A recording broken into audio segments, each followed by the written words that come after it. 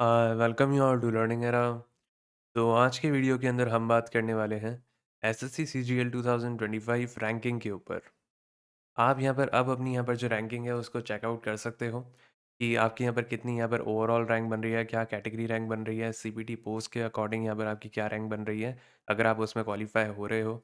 और आपके यहाँ पर कंप्यूटर अगर आपने यहाँ पर पास किया है, जो यहाँ पर बेसिक क्वालिफाइंग स्टैंडर्ड्स होते हैं, उसके बाद आपके यहाँ पर क्या रैंकिंग बन रही है, तो वो भी आप जाकर चेकआउट कर सकते हो।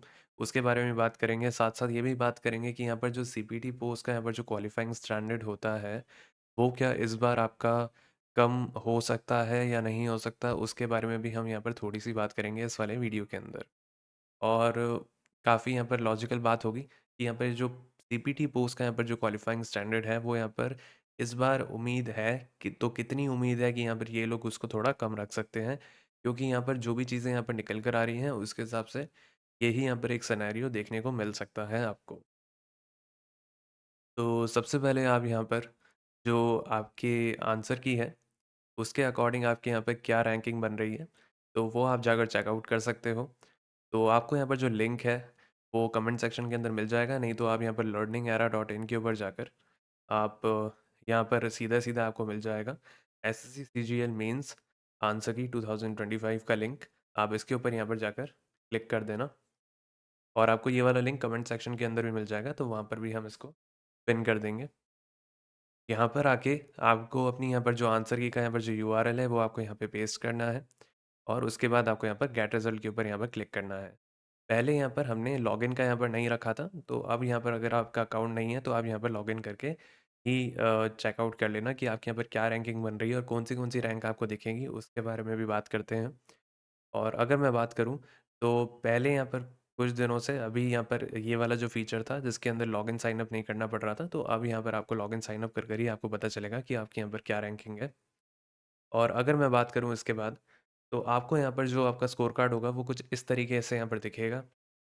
इसमें आपको यहाँ पर साफ-साफ पता चलेगा कि आपने यहाँ पर कितने सही किए थे, कितने यहाँ पर आपके गलत हैं, कितने आपने अटेम्प्ट नहीं करे हैं और यहाँ पर ओवरऑल आपके कितने मार्क्स बन रहे हैं हर एक सब्जेक्ट के अंदर और ओवरऑल यहाँ पर आपके कितने मार्क्स हैं।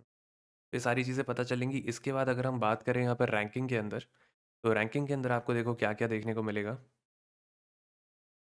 तो रैंकिंग्स के अंदर आपको यहाँ पर सबसे पहले आपकी ओवरऑल यहाँ पर क्या रैंक बन रही है, वो आपको सबसे पहले यहाँ पर दिखेगी। उसके बाद अगर हम बात करें कि आपके यहाँ पर कैटेगरी वाइज़ यहाँ पर क्या रैंकिंग बन रही है, वो आपको नीचे दिखेगी कि आपके यहाँ पर ओवरऑल कैटेगरी वाइज़ यहाँ पर क्या रैंक है, मतलब आपकी कैटेगरी के अंदर आप किस रैंक के ऊपर हो।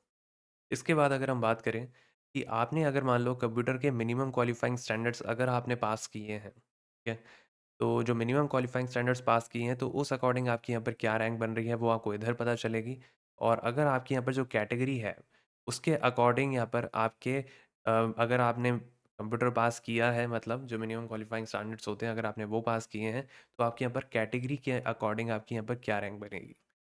और अगर मैं बात करूँ यहाँ पर, तो यहाँ पर है सीपीटी पोस्ट के लिए हायर क्वालिफाइंग स्टैंडर्ड्स, अगर आपने ये भी पास किए हैं तो आपके यहाँ पर ओवरऑल रैंक क्या है, ये आपको इधर पता चलेगी। और अगर मान लो आपने यही यहाँ पर जब पास किए हैं सीपीटी के हायर क्वालिफाइंग स्टैंडर्ड्स, तो आपके यहाँ पर कैटेगरी के अंदर क्या रैंकिंग है वो आपको नीचे पता चलेगी। तो इस तरीके से यहाँ पर आपको ये सारी रैंकिंग दिखेंगी और आपको यहाँ पर ईज़ी हो जाएगा यहाँ पर समझना कि आपके लगभग आप कहाँ पर अभी हो। और अभी यहाँ पर इसके अंदर हम और भी चीज़ें यहाँ पर लाने वाले हैं। ऑलरेडी काफ़ी लोग यहाँ पर इसको देख चुके हैं, काफ़ी ज़्यादा यहाँ पर लोग चेकआउट कर चुके हैं। तो अगर अभी तक आपने नहीं किया है तो आप जाकर देख सकते हो।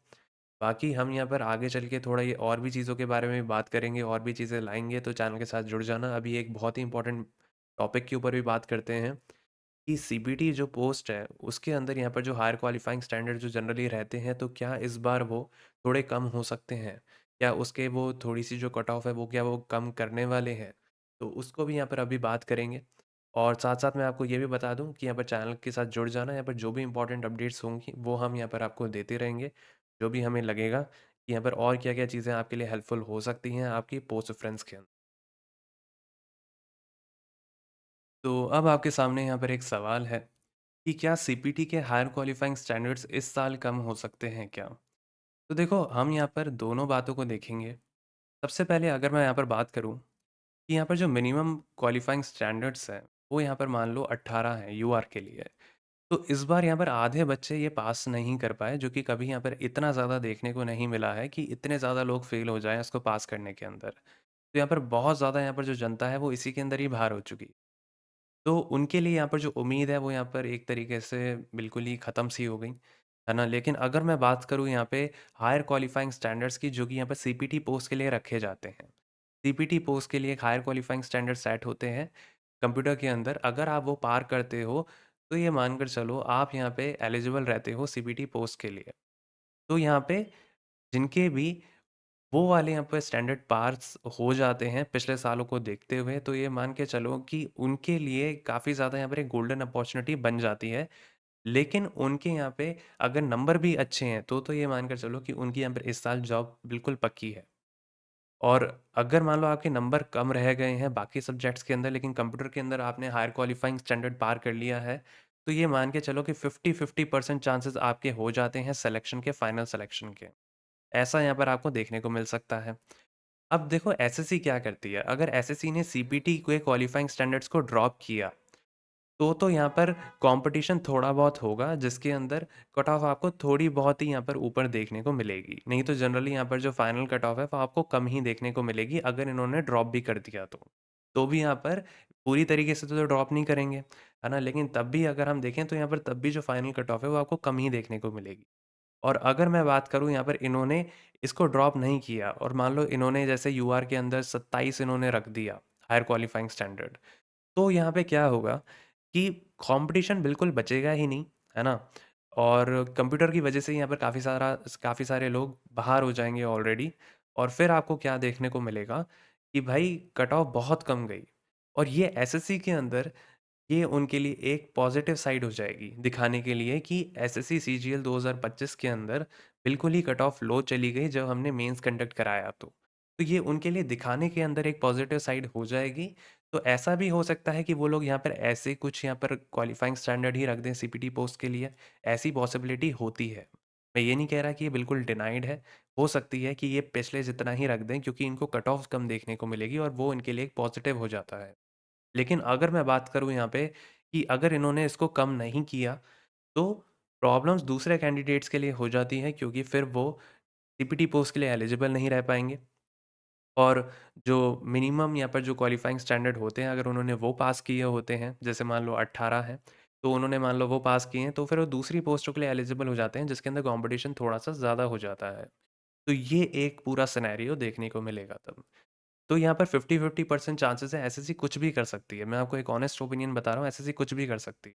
पिछले साल उन्होंने 19 सवालों में बोनस दे दिया, है ना? तो बहुत इतने सारे सवालों में दे दिया कि इस साल उन्होंने पेपर इतना ध्यान से सेट किया है कि बहुत ही गिनती के सवालों के अंदर ही कुछ बोनस मिल सकता है, 2 में मिल जाए, 3 में मिल जाए, ज़्यादा से ज़्यादा।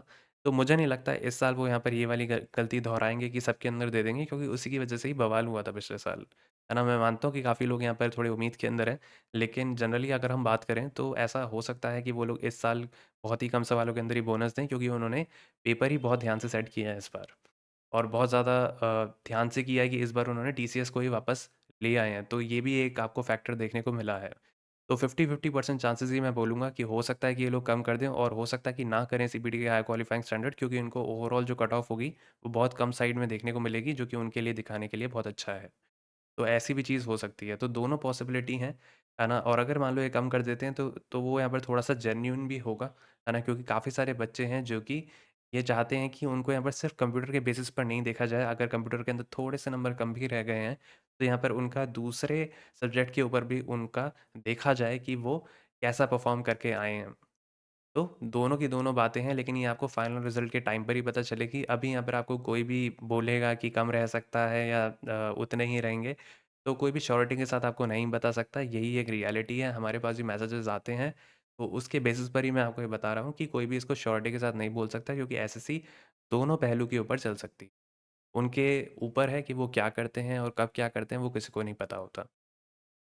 बाकी अगर आपको यहाँ पे कोई भी डाउट हो या कोई भी क्वेरी हो, तो आप हमसे पूछ सकते हो कमेंट सेक्शन के अंदर, और आप यहाँ पर अपनी जो भी रैंकिंग्स है वो आप जाकर चेकआउट कर सकते हो। और मैंने आपको यहाँ पर पूरा प्रोसीजर समझा दिया है कि आपको कैसे क्या करना है, और आपको कुछ भी यहाँ पर लगे तो आप हमसे पूछ भी सकते हो कमेंट सेक्शन के अंदर डायरेक्टली।